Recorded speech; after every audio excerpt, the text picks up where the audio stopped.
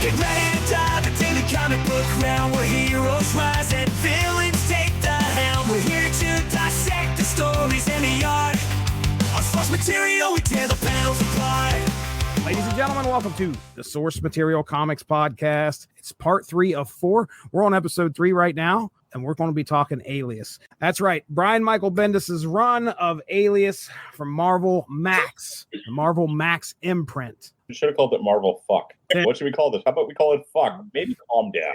Put it on the shelves at your LCS. It's going to be up there in the top rack, just like the Booby magazines were. So we're getting into this, Mark. Let's go ahead and talk about this because I think this next story that we're going to talk is one of your favorite out of these. And it's just a one-shot. Jessica Jones. I read Jonah Jameson dialogue without hearing J.K. Simmons. There's no way. I try, but all I hear is in him. And it's so funny because Jonah Jameson's not talking that fast in the book, but I can't not hear J.K. Simmons' Spider-Man 1 performance. Right. You cannot divorce his voice from that dialogue and him yelling, "Get me Spider-Man." So yeah, this is issue 10. We saved this one because it's going to tie in with this larger narrative that's coming after this. Issue 10 is called The End. Alias Volume 3. Issue 10, The End. Story by Brian Michael Bendis. Art by Michael Gatos. Letters by Richard Starkings. RS and Comicraft's Wes Abbott. Synopsis for The End. Credit to MarvelFandom.com. J. Jonah Jameson of the Daily Bugle hires Jessica to discover the true identity of Spider-Man and assigns journalist Ben Urich to shadow Jones in order to write a series of articles chronicling her investigation. Jessica agrees to take the job and proceeds to follow a series of leads through several area charities, including orphanages, hospitals, and soup kitchens, racking up a steep pile of bills for the newspaper to reimburse. And boy, funny issue. Oh, it is. And this is one of those issues that sticks out. We were talking about how they do some weird stuff with the font. They do some weird stuff with the placement of the comic. They do a lot of that weird stuff here. This was the side column stuff, if I remember correctly. At least they have it as a print column in the middle of the page. Yeah. Which is a little hard to read at times. It's kind of tough to, but regardless, if you follow it, the story's pretty damn funny. All it is one issue of Jessica showing up there, and he wants her to try and get him pictures and find out who Spider-Man is. Imagine, if you will, I go to you, Jesse. I go to Source Material Incorporated, and I want to hire you to do... LLC. You get sued. I want to hire you to do a podcast for the Rattle and Broadcasting Network. And my sales pitch is, listen, everything you do is terrible. And I don't really like you as a person, but you do podcasts, and I need someone who podcasts. So here's $100,000 in a bag and an 8-ball of Coke, common payment among the Rattlage Incorporated. Come work for me. I don't think you would. No, it's not like Jameson is just like, hey, I've got a great opportunity here for you. No, it's more along the lines of like, let me try to inspire you to take on this job and realize it's important. Everything about you is terrible, and I hate your existence. So you want the job. You want the job, right? Yeah. Oh, I convinced you yet? The fuck? Yeah, he brings her in, and he's like, I don't like superheroes. I don't like you, because you're a superhero. And I don't like private eyes. I think private eyes are the scum of the earth. But I need you right now to... Did I mention you're a superhero and I don't like superheroes? Listen, I need you to out a superhero for me. See how Daredevil got outed? That seemed to have sold a lot of papers. We'd like to do the same thing, but with Spider-Man this time. It'll sell twice as many papers. Right. And I wish they had just gone inside Jessica's head while that was happening. Yeah, and she's sitting there humoring him at first. Right. She's actually seriously considering it, but then Jameson proceeds to dig his own grave, essentially, by sitting there bad-mouthing everything. And then she also gets a sense of what a shitty person he is. I don't know how many times prior to this she's been in the presence of Jameson. My dad's like, let me tell you about gun control in the most insulting asshole way possible. Are you on my side now? No. Why would I be? Maybe your shit's correct. Who knows? I stopped listening after the 4th time you called me an asshole. It's funny that this takes place in 2000. So we're at issue 10. Mm-hmm. I didn't look to see, but you talked about J.K. Simmons as Jameson and Spider-Man. This is probably happening right after the first one gets released. The first one I think gets delayed into 2002, but there's this chaotic feel to the dialogue of this story where Jameson's trying to talk and then he's yelling at his secretary at the same time, which is exactly what's happening in the movie. He's trying to talk and he yelled at his secretary, then here comes Robbie, and then back to the conversation here, and then he gets split. It's exactly what it feels like in this book. It feels like he's just a busy, manic reporter, editor. What he really is just has poor impulse control. Right. Maybe some AD&D or AD&D. Hey, Advanced Dungeons and Dragons may be involved. He has some Dungeons and Dragons going on. Please use that at some point on somebody. Next time, somebody, you have a little touch of the D&D? I will absolutely be using that with Please use that. A little touch of D&D, do you? A little touch of the D&D. All right, I understand. We can't keep track. It's a fun story because basically she's like, I'm not going to out Spider-Man. What are you fucking... Spider-Man is an angel who walks with Jesus. I'm not out Spider-Man, you ass. Yeah. However, I will take your money. And it's like, she doesn't buy herself a car. She doesn't pay her rent with it. She uses it to freaking buy food for the homeless. And she reads to orphans. And she assists at an AIDS hospital and shit like that. And so the whole time, Jen's like, I'll sue. And you're like, you'll sue her for what? What? There's no way you can prove that she's not investigating this. Right. And the fact that you're going to turn around and say, I think the conversation initially starts that she's at a homeless shelter. I think it might be he's talking to Uric.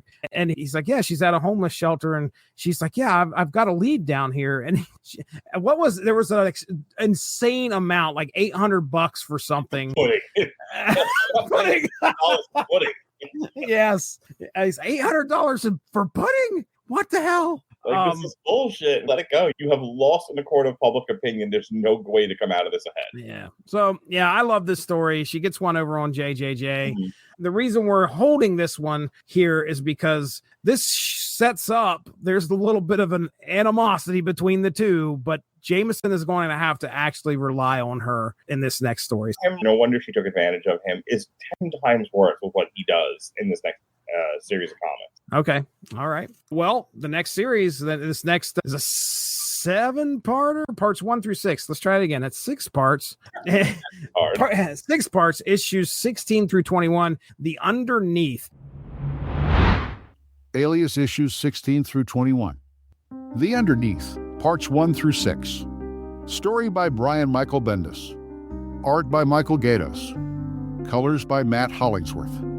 Letters by Richard Starkings, RS, and Comicraft's Jason Levine. Jessica Jones foils a convenience store robbery before returning home to find a teenage girl in a Spider-Man costume in her bathroom. The girl panics and flees, injuring herself. Scott Lang visits and suggests calling the police, but Jessica refuses. Later, she learns from Clay Quartermain that the girl is Maddie Franklin, the third Spider-Woman. Jessica confronts J. Jonah Jameson, who had taken in Maddie, and begins her investigation. She also contacts Jessica Drew for help, but Drew is unavailable. A visit to Madam Web provides cryptic clues, but Jessica leaves frustrated and unsettled by Webb's visions. Madam Web gives Jessica a disturbing vision, showing Jessica and Maddie fighting to the death.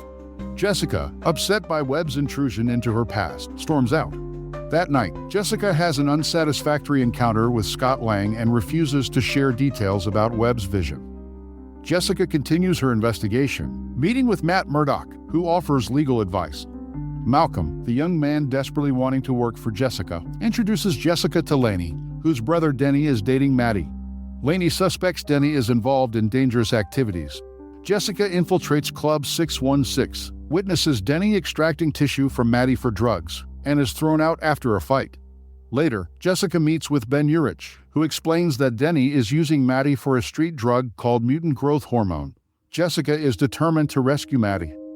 Back at her office, Jessica is attacked by Jessica Drew, who demands answers about Maddie.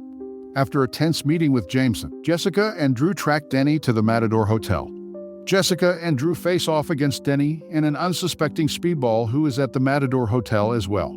Jessica is knocked unconscious and experiences a surreal hallucination involving various superheroes. Upon waking, she stops Denny from escaping and, with Drew's help, subdues the attackers. Speedball reveals he was setting up Denny with the NYPD, who then arrive at the scene. Jessica escapes with Maddie, evading the police and ensuring her safety. 6 weeks later, Maddie and Marla, Jameson's wife, visit Jessica, thanking her for the rescue. Maddie tries to explain her ordeal, but struggles with memory gaps. She gives Jessica a framed newspaper clipping celebrating their heroism. Later, Scott Lang confesses his love for Jessica, admitting he sees her as better and smarter than she believes. Jessica, moved by his words, accepts his invitation for a fancy date, hinting at a new beginning.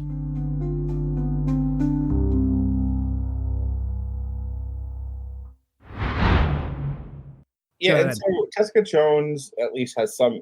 She's brought into this because, as you said, the girl's in her apartment, and then she eats herself out the window. And Jessica Jones is like trying to figure out who she is and why this happened, and that's when she figures out the connection to J. Jonah Jameson. She's like, "Let me go tell him what's going on."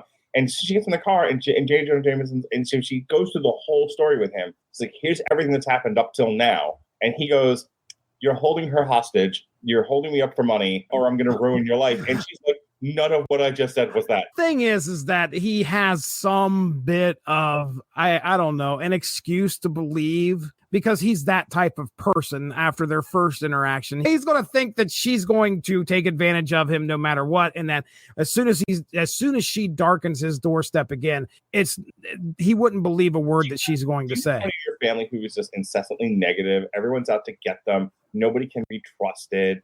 Oh, yeah. Yeah. The girlfriend just said, mm-hmm. Yeah. Yep. That's J. Jonah Jameson. That's why I'm not in any way sympathetic towards him, because basically Jessica Jones got in the car and was like, "I want to help you find your adoptive daughter." And he went, "You're a terrible human being who shouldn't be here right now, and I want you dead.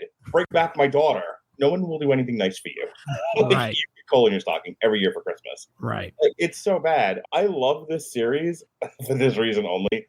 I'm such a film person. I shot this episode of the Jessica Jones show in my head. And so the whole thing, and I don't know if you're going to go into a plot synopsis at all, but basically Maddie got caught up with some ne'er-do-wells and she's doing drugs, but because this is a superhero universe, the drug gives you superpowers.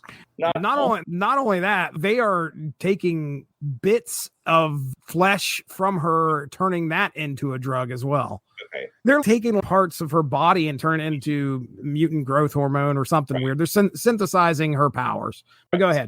So that's where this is all heading. And so finally we get to the part where they find her. They know where she is, and they kick down the door. And she's joined by this point by Jessica Drew, who is the Emperor. And she's doing force lightning on her in one scene. I'm sorry, it's spider bites. It's a hell of a way to start a conversation. She's walking like, "Hello? Give me back my friend. I don't have your friend. Stop hurting me." I love when she gets up and she decks the fuck out of her too. Jessica Drew gets punched out. Mm-hmm. Yeah, she got punched into a different comic. So anyway, Jessica Drew and Jessica Jones team up, and they kick down the door, and in there is Speedball. Oh my gosh! Oh, this it's like so quality of errors at this point is what I was trying to get at. Give me a second, okay? Because the whole Speedball thing, we know we've got personal friend of ours, big fan of Speedball, and that's Chris Bailey. I doubt that Bailey would appreciate what Bendis did with Speedball in this series. I started to think after getting to that point. I mean, we're Warriors. What's that? I was in the New Warriors. Right. You're responsible for the Civil War. That's right. And Civil War hasn't happened. Not happened yet. Not happened yet. Remember, we did the redemption of Speedball penance, if I remember correctly. Right. But anyway, I got to this point in this book, and we're late into it now. We're in the teens here, high teens of this book. And I started to realize that Bendis likes to take established B-level people and really fuck with them. Yeah. Rick Jones. This had a very boys feel to it. Oh, yeah. Yeah. Yeah. And there's other little stuff that you see how he doesn't, I don't want to call it, I will call this, it's irreverent. The way that he treats some of the other mentions other people, he brings it, he likes to take the piss out of them. And Speedball's one of them who's sitting there, he's just this goofy teenager trying to, I'm working with the police. I totally thought about you because he drops a Dark Hawk reference. Oh, yeah, dude. And that's another one where I was sitting there going, fuck, Bendis just doesn't care. He don't care who he pisses off. And of course, this is 2001. And at the time, I think it was probably passe to be like, remember that about 5 years ago? Yeah, the 90s, man. Piss on them. And I think that's what Bendis was going with. Yeah. I thought it was funny. I didn't hate him for it, but I just thought he just treated him like a joke character. I love The Boys. I know this season apparently pissed off a bunch of conservatives. I don't give a fuck. I haven't watched it yet. Me either. I'm dreading our review because somebody's going to. Oh goodness. It is what it is. I don't care anymore. Come on, come all. Come all over me. I can't just talk to my friends about a thing I like anymore. It has to be a fucking orgy every single time. Oh goodness. Yeah. Once again, I'm in an orgy I didn't ask for. Once again, I'm in an orgy I didn't want to be in. Anyway, I love they just kicked on the door and there's speedball and everyone's kind of like, what the fuck? And then his like powers go haywire and there's balls everywhere. And they're just like, what are you doing? He's like, I sometimes don't have control over my powers. It's pretty funny. It's pretty funny. The whole conclusion to that series was fucking hilarious to me. But yeah, they get Maddie back to the Jamesons, if I remember correctly, and all's well that ends well. I think they end up either killing or subduing the main bad guy in this, who was just a drug dealer. Yeah, it wasn't like we were dealing with some big bad or anything. Really, the main big bad here, I think, is, I don't know, human trafficking. They grabbed this girl. Yeah. And They're using her. She's utterly dehumanized. Yeah, and just they keep feeding her drugs over and over to where she just has no idea what's going on. So there's a message here about the seedy underground. Well, it's called The Underneath. So kind of a gritty street tale that shows that heroes can get mixed up in some shady stuff. So that is also another thing that they were just kind of using to be, hey, she's a superhero, but she's also a teenager. So she's kind of vulnerable to these types of things. She just got mixed in with the wrong crowd, and then that crowd started taking advantage of her. I think there might have been some more stuff between Scott. I think that their relationship developed a little bit through these issues. She goes to his apartment a couple of times. She's weirded out by the whole Maddie thing, so she's going to his apartment. And then I think she can find, there's a really great moment, a really great relationship human moment in this where she confides in him, and he was just like, oh, is that because you were raped? And she was like, why would you assume that?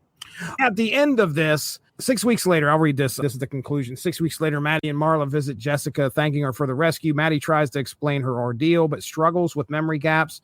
What you start to realize is that some of these investigations that she's on kind of go back and relate to Jessica herself and the trauma that she had and some of the stuff that she's going through. Well, that's all of volume 3. Anything else you want to say there before we head on out of here? Nope. Let's get into plugs. All right. I'm at Mark Radulich, MarkRadulich on TikTok, MarkHine76 on Instagram.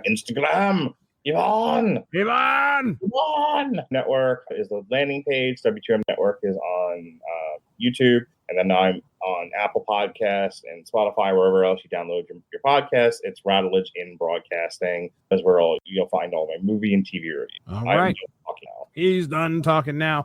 Go check out at SourceMattCast on Twitter. We post most of everything there, and I'll have some plugs for the other stuff at the end. That over there is Mark Radulich. I'm Jesse Starcher. This has been the third of all 4 volumes of Alias. Tune in a couple weeks when we discuss the secret origin of Jessica Jones.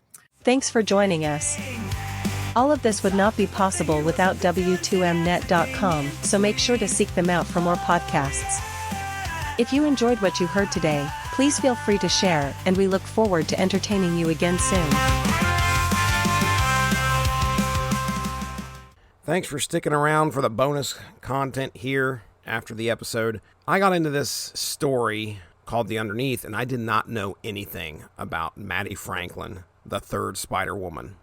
So here's a little history of Maddie Franklin. First appeared in Spectacular Spider-Man number 262 from August of 1998, and her death apparently occurred in Silk Volume 2, number 17 from February of 2017. So here you go, the history of Maddie Franklin. Martha Maddie Franklin, a typical teenager from New York City, found her life forever changed after overhearing a conversation between her father, Jerry Franklin, and Norman Osborn about a mystical ceremony. Maddie took her father's place in the Gathering of Five, a ritual involving 5 arcane relics. Participants in this ritual receive either a blessing or a curse, power, knowledge, immortality, insanity, or death. The true nature of these gifts is often deceptive, with madness masquerading as power and death resembling immortality. Norman Osborn received insanity, Morris Maxwell received knowledge, Cassandra Webb received immortality, and Gregory Hurd received death. After participating in the mystical Gathering of Five ceremony, Maddie Franklin received the gift of power, granting her an array of superhuman abilities. Her strength was on par with Spider-Man's, allowing her to lift approximately 10 tons. Maddie could move at incredible speeds, easily catching up with accelerating cars, and her superhuman stamina enabled her to exert herself for extended periods without fatigue. Her durability made her resilient to significant impacts, such as falls from great heights or blows from superhuman opponents, and she may have even become bulletproof after absorbing the powers of other Spider women. Maddie's agility and reflexes were extraordinarily enhanced, surpassing the capabilities of the finest human athletes. She was extremely limber, with twice the elasticity in her tendons and connective tissues compared to an average human. This made her an exceptional acrobat, capable of performing complex gymnastic maneuvers and easily exceeding Olympic-level performances. Her reflexes were about 40 times faster than those of an ordinary human, allowing her to react with incredible speed and precision. Additionally, she possessed the power of flight, enabling her to propel herself through the air at an unknown maximum speed. After reabsorbing her powers from Charlotte Witter, Maddie's abilities further increased. Her strength may have reached the capacity to lift around 25 tons. She gained the ability to adhere to surfaces via electrostatic attraction, allowing her to climb walls and carry significant weight while doing so. She could also channel and discharge bioelectricity through her hands in the form of venom blasts, which could stun or even kill depending on their intensity. Furthermore, Maddie possessed 4 psionic spider legs, inherited from Charlotte Witter, which she could extend or retract at will. These legs could emit bursts of energy, adding another layer to her formidable arsenal. When Spider-Man mysteriously vanished from the superhero scene for several months, Maddie adopted his mantle, fighting crime in his name. Her efforts eventually caught the attention of Jessica Drew, the original Spider-Woman, who gave Maddie her blessing to use the Spider-Woman moniker. Maddie experimented with various costumes before settling on a black and red bodysuit. Her admiration for Spider-Man grew into an intense crush, culminating in an awkward moment where she kissed him while he was performing CPR on her. However, Peter Parker, still grieving over the apparent death of Mary Jane, rejected her advances due to their age difference and his unresolved feelings. Eventually, Maddie was adopted by her uncle, Jonah Jameson, who provided her with a more stable home environment. Maddie's life took a darker turn when she disappeared from the superhero community. She broke into Jessica Jones's apartment in a drugged stupor, but quickly fled. Jessica Jones discovered Maddie was being kept sedated by her boyfriend, who was harvesting her genetic material to create mutant growth hormone, a power-inducing drug. With the help of Jessica Drew, Jones rescued Maddie and returned her to the safety of her adoptive father, Jonah Jameson. After the Civil War, she was considered for recruitment into the initiative and later joined the superhero support group, the Loners, in Los Angeles. Her time with the Loners was fraught with conflict, culminating in a disillusionment with her fellow heroes and deep regret over compromising her principles. She got involved in breaking up an MGH ring, which led to conflicts within the group, and she ultimately left the support group. During the grim hunt, Maddie was captured by the Kravinoff family and ultimately sacrificed in a ritual to revive Vladimir Kravinoff. Her sacrifice succeeded, but Vladimir returned as a monstrous, lion-like creature. Maddie's death was a test run for the Kravinoff's ultimate goal, the resurrection of Kraven the Hunter. Over a year later, Maddie was brought back to life as a clone by the Jackal. She initially supported the New You initiative, but later turned against it after learning more about its true nature.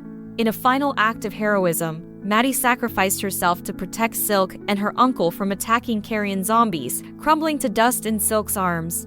Despite her tragic end, Maddie's legacy as a hero remained, leaving a lasting impact on those she fought alongside and protected.